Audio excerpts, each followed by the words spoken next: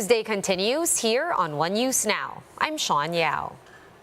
President Bongbong Marcos and the First Family will be staying at the Bahay Pangarap inside the Malacanang compound, according to Marcos's second cousin, Philippine Ambassador to the United States, Babe Romualdez. Romualdez confirmed to One Balita ngayon that the First Family picked Bahay Pangarap for security and privacy reasons. Bahay Pangarap served as residence for past presidents Rodrigo Duterte and the late Noynoy Aquino. Ngayon, siyempre kailangan i-upgrade ulit dahil medyo matagal-tagal na yun. So, inaayos nila ngayon para doon sila matitira ni President and Mrs. Ferdinand Marcos Jr. And the National Library of the Philippines shared a behind-the-scenes look at the restoration process of the Bible used in Marcos Jr.'s inauguration on Thursday. The National Library posted on Facebook a video showing the cleaning and restoration process for the Bible. President Bongbong Marcos took his oath on Thursday with the same Bible as his father used in 1965. And the Baweños warmly welcomed back former President Rodrigo Duterte as he formally ends his 6-year term in Malacanang. Gemma Vansenia with the story. Many Dabaweños have waited for the arrival of former President Rodrigo Duterte at the Davao International Airport on Thursday, hours after he stepped down as chief executive. Riding on a commercial flight from Philippine Airlines, the former president arrived in Davao at 6:57 in the evening. It took a while before he got out from the arrival area as he was greeted by people who want to take pictures with him. Duterte was accompanied by his longtime aide, Senator Bongo. For the 77-year-old former president, the most important part of his retirement is to get as much rest as he wants. Kauwi ako and I can rest. Alam mo, baka totoo ito sa lahat ng presidente. We get only about 5 to 6. 5 average because of volume sa trabaho, sa papel.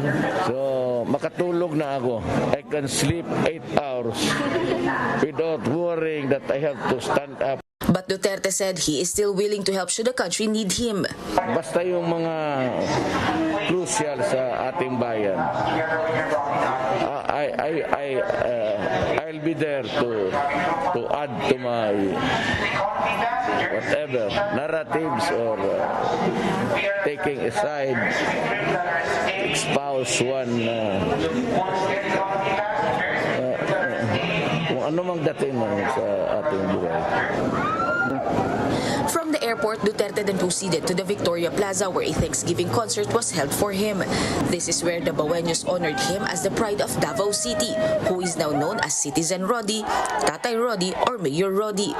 Recall that on Thursday morning, Duterte met with his cabinet members in Malacanang for their last official day in office.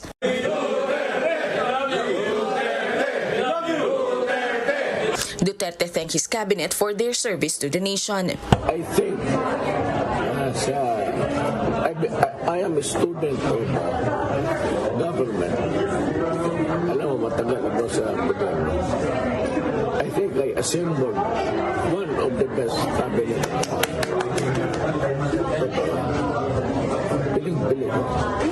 After his quick meeting with his successor Ferdinand Marcos Jr., his signing at the palace guestbook, his descent to the palace grand staircase, and all of the traditions of passing the baton, Duterte then headed to a mall in Makati to buy a watch without much fanfare.